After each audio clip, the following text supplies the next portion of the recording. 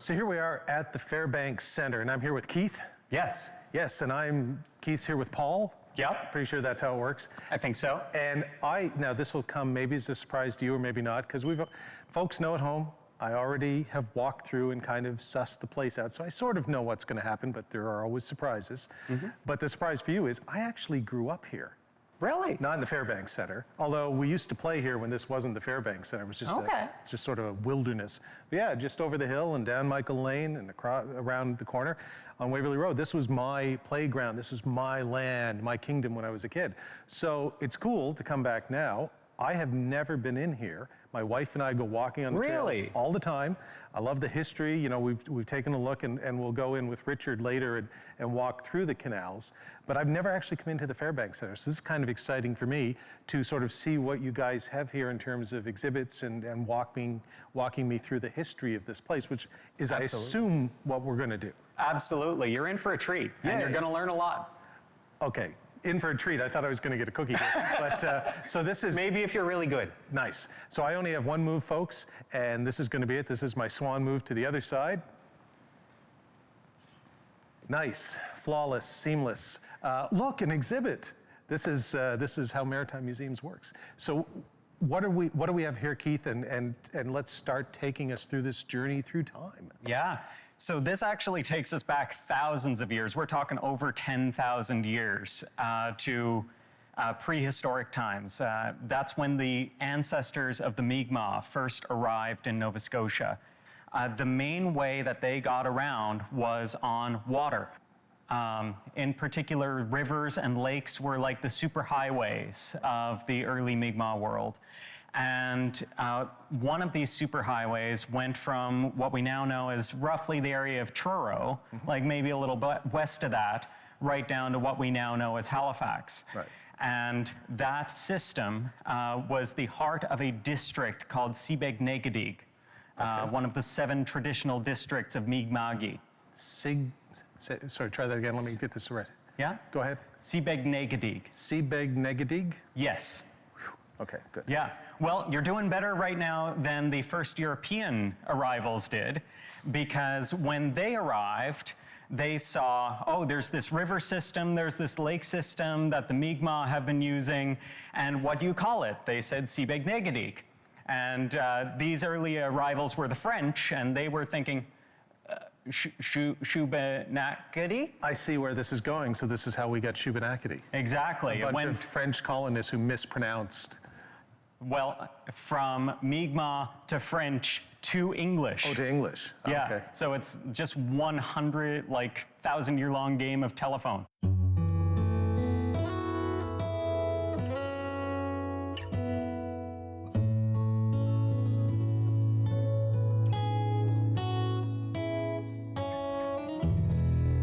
This is essentially the business side of the canal, and this tells us about where our center gets its name from. Right. So on the left here, we have a guy named Charles Rufus Fairbanks. And there were a whole bunch of people who were involved with getting the canal up and running in the 1820s, and some really illustrious names too. Like you had Alexander Keith was one of the shareholders.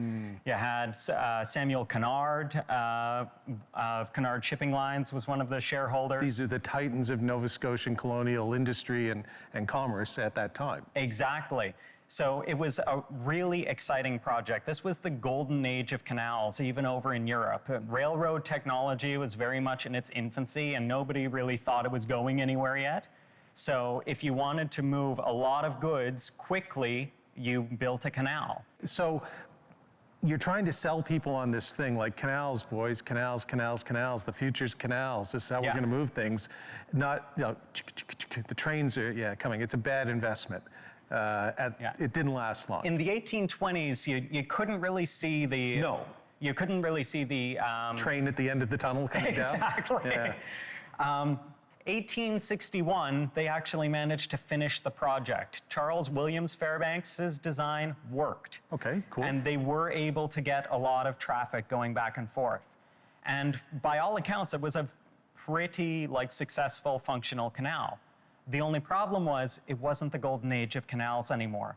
So a year before they had started building this second iteration, they broke ground in Halifax on the Nova Scotia Railway. Yeah. And a year after that, they had the first completed section of track going from what's now North End Halifax out to the station out by what's now Mount St. Vincent University. Right, Rockingham. Exactly. And they just kept extending from there. So by 1858, they already had a completed line between Halifax and Windsor, and Halifax and Truro, 2 completed lines. Right. And so this is what the canal was attempting to compete with. So you show up at the board of directors meeting and you go, good news, a little bit of bad news. Give you the good news first. Good news is we're finished. It's done. It works. Everybody, yeah, it's wonderful. We're going to make $1 million. What's the bad news? Well, here's the thing. You might or might not have heard of these things called trains. Yeah, so, oops. It's kind of like having a Laserdisc player. There was about a year when it was viable, and then suddenly DVDs wander out and Laserdisc, nobody uses them. So the canal is the sort of analog version of Laserdiscs, I guess. Yeah. It works, and it works pretty well. It's just this works better. It was especially investing in a brand new Laserdisc player in like 2003. Yeah. And yeah, basically, and then whoopsie, you know, what are we going to do with that? So kudos to them, to the Fairbanks family for sticking with it. They get A+ for stick-to-itiveness. They probably get like a D- for visionary foresight. The water to equalize from here back down into Lake Micmac as opposed to simply opening the doors and unleashing a tidal wave. Right. Some poor guy standing on the edge of the lake fishing and like, whoops, boom.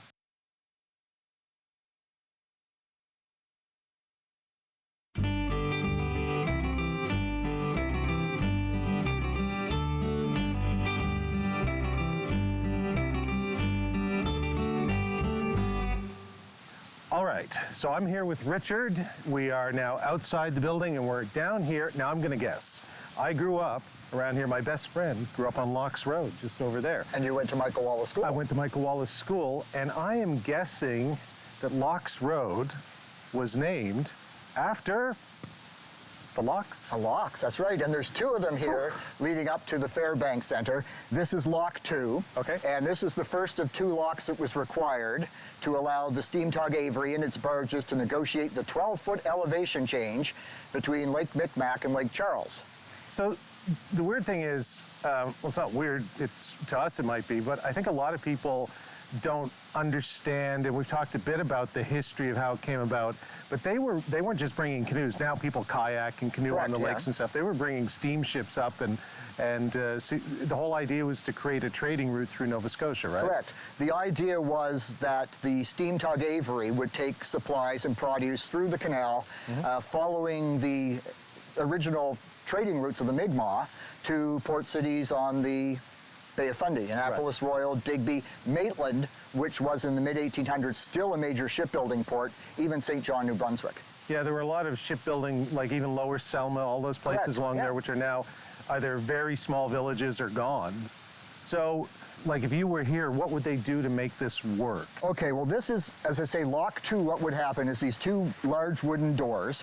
The barge and the tug would come in here to the lock, the doors would close, and water was slowly released in, as it's coming in now, from the Lake Charles level. It would float Avery and the barge up to the Lake Charles level, and it would proceed on its way. After that was done, the 2 sluice gates in each door were slowly opened and allowed the water to equalize from here back down into Lake Micmac, as opposed to simply opening the doors and unleashing a tidal wave. Right. Some poor guy standing on the edge of the lake fishing and like, whoops, boom. Yep. So this is basically like the Suez or Panama Canal, only in a much smaller Nova Scotian version. Yeah, but it's very important because this is built, the canal is built in 2 phases between 1826 and 1831, and then from 1854 to 1861, and then the canal is in operation from 1861 to 1871. But to put this into context, this is taking place when Nova Scotia is really at the heart of the industrial age. 1830, the first steam-powered vessel to begin service in Halifax Harbour, the Sir Charles Ogle, starts service as a tug, as the Cross Harbour Ferry. And in 1839, Samuel Kennard, who's one of the investors in the canal, launches a transatlantic ocean liner company, which is still at the forefront of the cruise ship industry. Then you've got Abraham Gessner, Nova Scotia doctor, amateur geologist who first distills kerosene. Hold on. Power source for the world. I'm going to write all these down. And so Canard, Nova Scotia's around when all of this is going, this is going on while the canal's in operation and being built. And it's just another example of Nova Scotia being at the forefront during the industrial age. Yeah, you sometimes get a lot. I love my friends in Ontario and Upper Canada, but 150, 200, whatever it is, how many years? 150 years after Confederation, they kind of look at us as the poor, backward region. And in the 1800s, we were the booming sort of industrial center of Canada. It was actually Lower and Upper Canada that were like begging us to join Confederation. Exactly. Because we were the going concern, and then the national program sort of shifted that. So John A. Macdonald, that one's on you. But this was back in the era when we were really at the forefront of it all. Oh, definitely, yeah. Center of the empire and all that. So if this is Lock 2, I assume Lock 1 is down there. That's right. Lock 1 is located at the end of Lake Banook. It's essentially where Hawthorne Street is now. Right. And it's been fully restored, like this one's been fully restored. They're neither of them functional, of course, because obviously you've got Hawthorne Street in the way, and up here, you can't really have the lock functional because you've got the road over to the parking lot. Right. So 1, 2, where do we go from here? We go up towards the Charles Fairbanks Center, and that is named after Charles Rufus and Charles William Fairbanks, the father and son who were two of the driving forces behind this whole project. All right, well, let's move on to our next stop on the outdoor tour. Perfect. Farewell, Lock 2.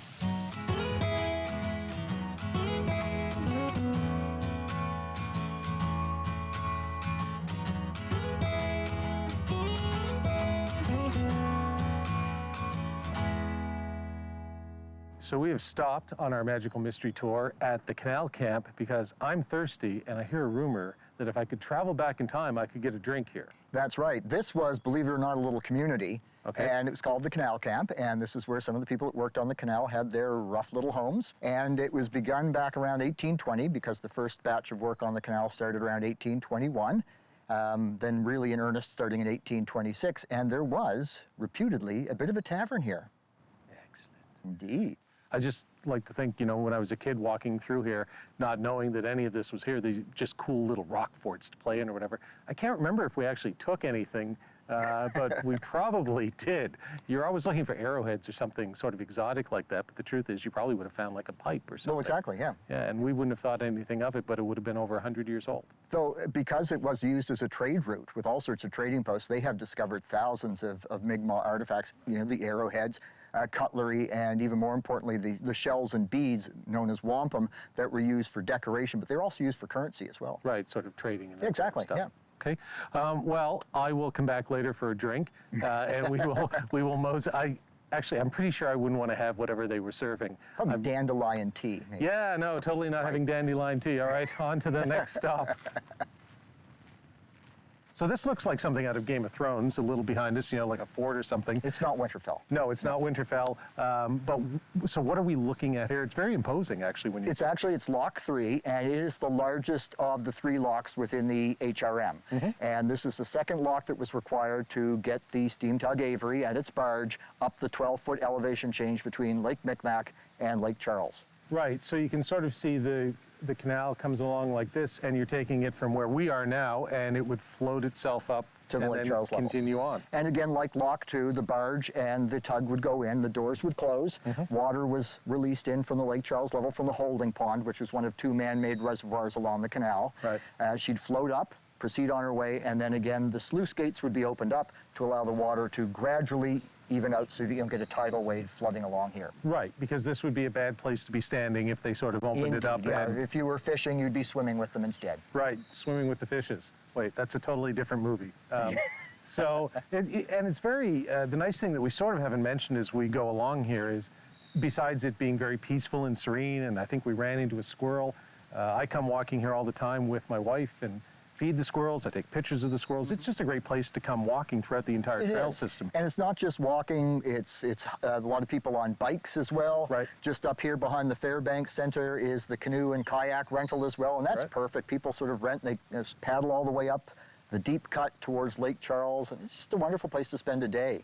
I love coming here in the fall because it's beautiful, it's crisp. You get the leaves are changing. Yeah, it's my favorite time of year to be. It's sort of like a museum of nature almost. It is, yeah. No, it's beautiful. So this is lock 3. Correct. And we are now going to move to, what's our next stop? We're going to have a look at a house. At a house. Yeah, and it's a property that's on the market. Might be something you'd be interested in. Actually, we are looking for a house, my wife and I. Is it going to go for less than what we're looking at? It's open concept, let's put it that way. Open concept. I like open concept. Yeah. I think I can get that one mortgaged. So the wife and I are in the market for a home. This is true. And you were telling me there's this wonderful open concept space. Here we are. Honey, the entire house is a walk-in closet. She'll go for that.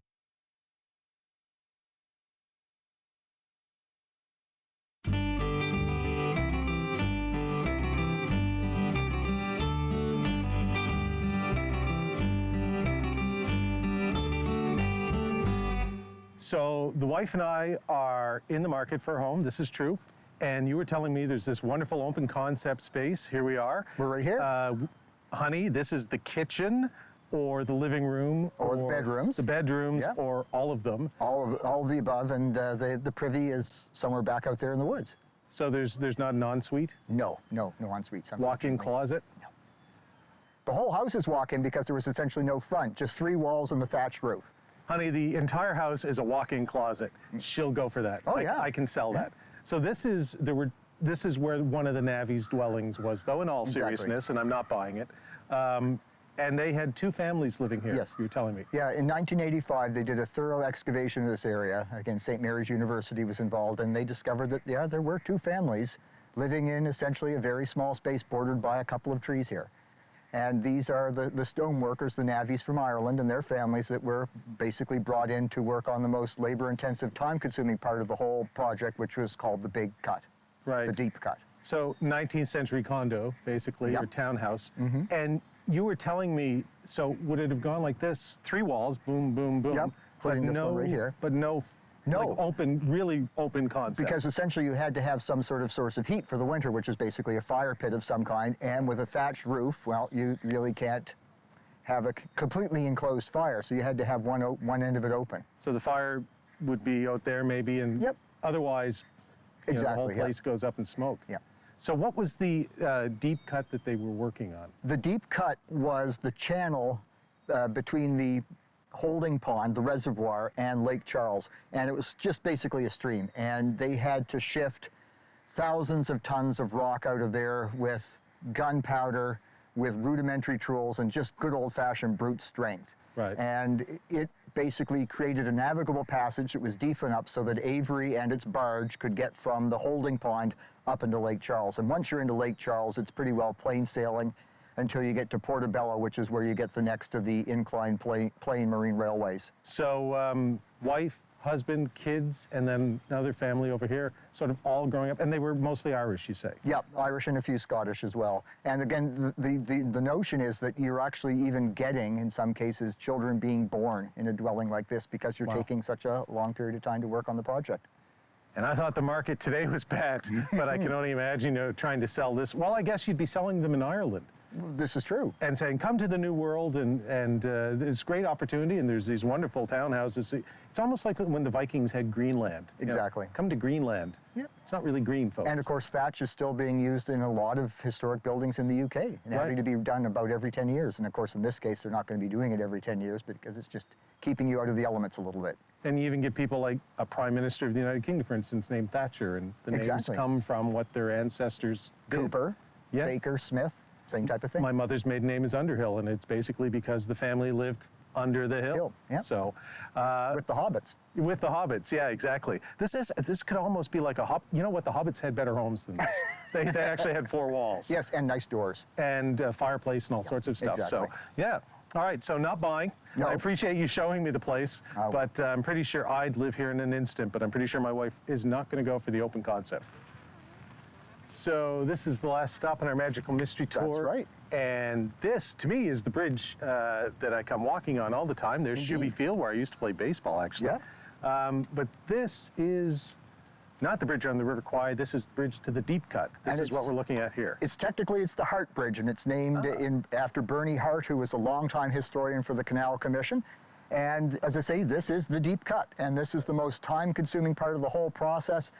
It's best viewed from a canoe or a kayak because you get a real sense of just how much rock had to be hewn out of this area. And as I say, they used gunpowder, rudimentary tools, and just plain good old-fashioned Irish brute strength to lug thousands of tons of rock out of here, because this is the only way that they can get Avery and the barge with the produce and goods from the holding pond here up to Lake Charles. Up to Portobello, right? That's right. Portobello is the next inclined marine railway. And after that, there's 2 locks, 5 and 6, on either side of Fall River.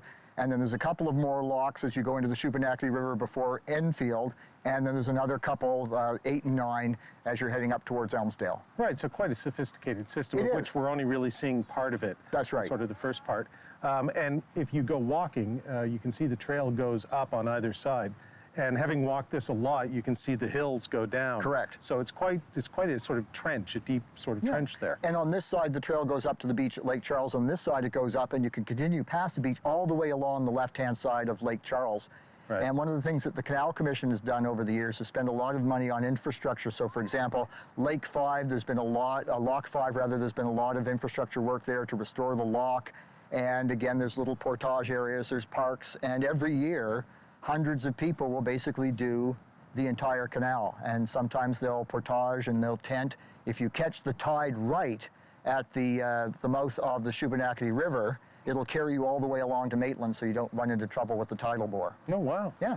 I actually had a producing partner of mine from the United Kingdom came over here, and he and his sons rented kayaks down there. Yeah. And because I told him, look, if you want something to do and your kids want to get outdoors, you can kayak from just down there in the holding pond, I guess, up through here, through the deep cut and into Lake Charles. Yeah. And they had a great time. And some people do it, as I say, they do it every year.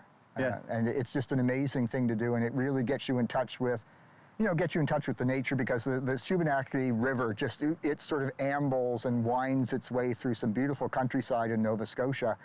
And that's the whole premise of what the Canal Commission does since it was founded back in '86, is to promote the ability to make use of the hiking trails, to paddle, to cycle, because, as we like to say, the Shubenacadie Canal is yours to explore.